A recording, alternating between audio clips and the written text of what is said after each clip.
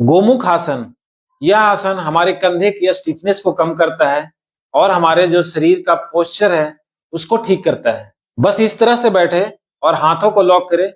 तो चलिए शुरू करते हैं। गोमुख आसन के लिए इस तरह से ऐसे बैठ जाए, बाएं पैर के ऊपर ऐसे दाहिने पैर को रखिए, यहां से बाएं हाथ को ऐसे पीछे ले जाते हुए और दाहिने हाथ को इस तरह से ऐसे, इस तरह का पोजीशन।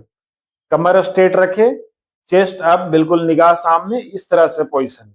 यहाँ पे ध्यान देने वाली बात यह है, जो आपका ये दाहिना पैर, जो दाहिना पैर ऐसे ऊपर है, वो दाहिना हाथ ऐसे ऊपर की तरफ आएगा और ये बायां पैर नीचे और बायां हाथ नीचे की तरफ से, इस तरह का पोजीशन। पीछे से देखिए, इस तरह से ऐसे लॉक करें, कमर बिल्कुल स्ट्रेट, स्पाइन बिल्कुल स्ट्रेट और इस तरह से लॉक करें। उसके बाद पोजीशन चेंज। अभी ये दाहिने पैर के ऊपर, बाएं पैर को इस तरह से ऐसे रखेंगे, कमर बिल्कुल स्ट्रेट। अभी ये बायां हाथ ऐसे ऊपर की तरफ और ये दाहिना हाथ पीछे की तरफ, इस तरह का पोजीशन। इसी पोजीशन में 10 से 15 सेकंड के लिए होल्ड करें।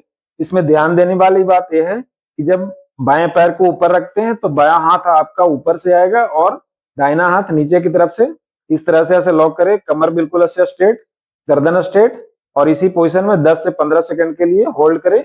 नॉर्मल ब्रीदिंग रखें, धीरे धीरे रिलैक्स, हाथ नीचे करें और नॉर्मल पोजीशन में बैठ जाए। गोमुख आसन का अगला भाग, इस तरह से बाएं पैर के ऊपर ऐसे दाहिना पैर रखें, दोनों घुटने को एक साथ पैरेलल रखें, दोनों हाथ से दोनों पैर के अंगूठे को इस तरह से पकड़े, गर्दन बिल्कुल स्ट्रेट, गहरी सांस भरे, सांस को रिलीज कर दे, पेट खाली रखें और धीरे धीरे इस तरह से ऐसे गर्दन को झुकाते हुए नाक को घुटने के साथ टच करने की कोशिश करें, इस तरह से ऐसे पोजीशन। इसी पोजीशन में 10 से 15 सेकंड के लिए होल्ड करें, धीरे धीरे वापस नॉर्मल पोजीशन में। उसके बाद नॉर्मल ब्रीदिंग। यहां से दाहिने पैर के ऊपर अभी बायां पैर, दोनों हाथ से दोनों पैर के अंगूठे को इस तरह से पकड़े और सांस को अंदर भरे,